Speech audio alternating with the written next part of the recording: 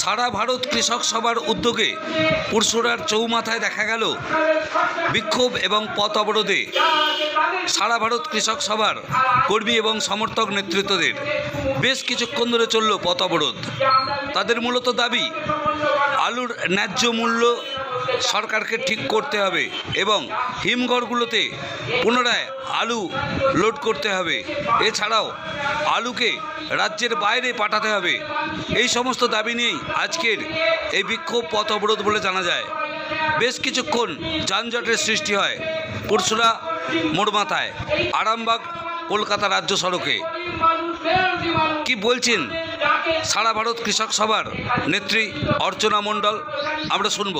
পুরসুরা থেকে নিজস্ব সংবাদদাতা রিপোর্ট, নিউজ 7 সকাল লাইভ।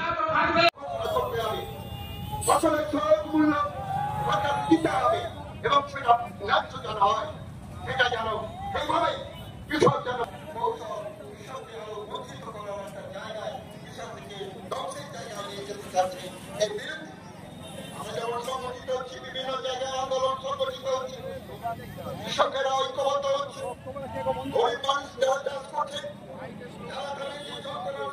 তারা বুঝতে পারছে সরকারের যে ভাবনা, সেই ভাবনা তারা উপলব্ধি করতে পারছে।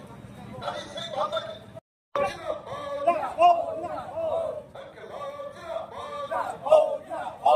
আলুর ন্যায্য মূল্য সরকারকে দিতে ঘোষণা করতে হবে।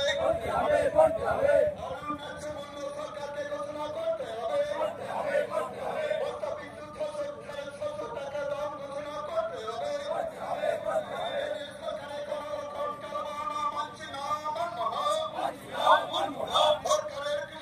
আজকে দেখা গেল সিপিআইএম এর নেতৃত্বে পথ অবরোধ বিক্ষোভ কর্মসূচিতে শ্রমিক কৃষক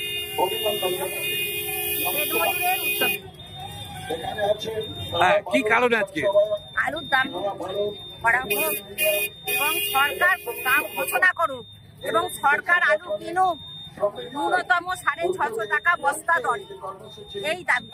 কিন্তু সরকার তো আলু কিনছে। সরকার কোথায় আলু কিনেছে আমরা জানি না, চাষিরাও জানে না। সরকার আলু কিনতে শুরু করুক, 900 টাকা কুইন্টাল নয়, 650 টাকা মানে 1300 টাকা কুইন্টাল সরকার ঘোষণা করুক এবং কিনুক। তাহলেই হচ্ছে দাম বাড়বে, চাষিরা কিছুটা পয়সা পাবে।